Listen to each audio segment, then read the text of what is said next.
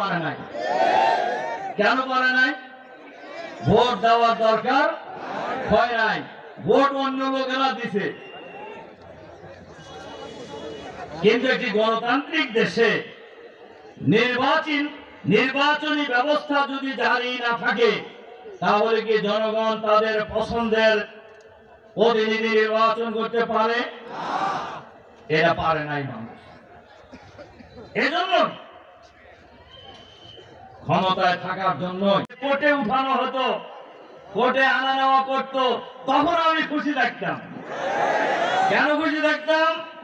আমি জানি আমি চুরি করে চলে আসি নাই, আমি জানি দুর্নীতি করে চলে আসি নাই, আমি জানি আমাকে গ্রেফতার করা হয়েছে, আমার পায়ে কোমরে ডান্ডা মেরে রাখা হয়েছে।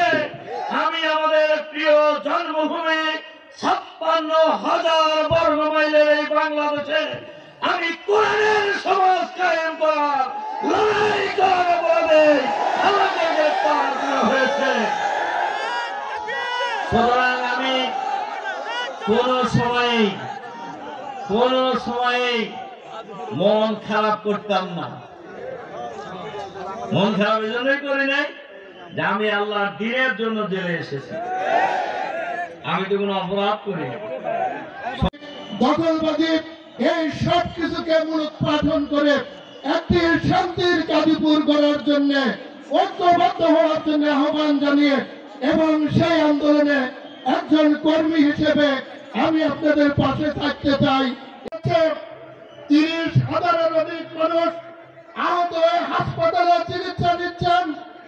এত মানুষের ত্যাগের পরে দেশের এই পরিস্থিতি যখন তৈরি হয়েছে, আজকের গাজীপুরের প্রশাসনকে আমি অনুরোধ করবো, আহ্বান জানাবো, এই গাজীপুরের অফিস আদালত, ইউনো অফিস, থানা, সকল জায়গাতে বৈষম্য মুক্ত ভাবে সকল রাজনৈতিক দল, বিশেষ করে বাংলাদেশ জামাত ইসলামীকে গণ্য করতে হবে। জামাতকে বাদ দিয়ে গাজীপুরের রাজনীতিতে কোন সিদ্ধান্ত গ্রহণ করলে জনগণ সেটা মেনে নিবে না। আজকে এমনি একটি সুন্দর পরিবেশ আমরা পেয়েছি, একটি নতুন বাংলাদেশ পেয়েছি। আমরা সেই সমস্ত সন্তান তুল্য আমরা ছেলেদেরকে স্মরণ করছি, তাদের রুহের মাগফিরাত কামনা করছি।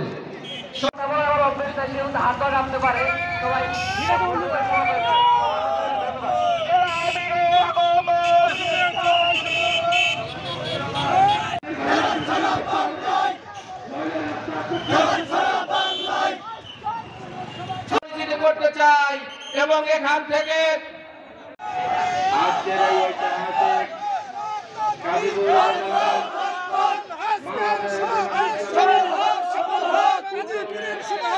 বিগত পাকিস্তান আমল থেকে শুরু করে বাংলাদেশের সমস্ত জনসভা আমরা কোনদিন করতে পারি নাই।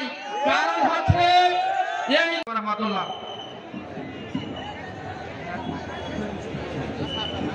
তার মধ্যে আরো 2টা ইউনিয়নের অর্ধেক অংশ আরেকটা নদী পার হয়ে। আমার এই কথার অর্থ কি বুঝছেন নাকি আপনারা? গাজীপুরের মানুষের ঐতিহাসিক ভূমিকা পালন করবেন এই প্রত্যাশা রেখে আপনাদের প্রতি আবারও মনে করে পৈতৃক সম্পত্তি মনে করে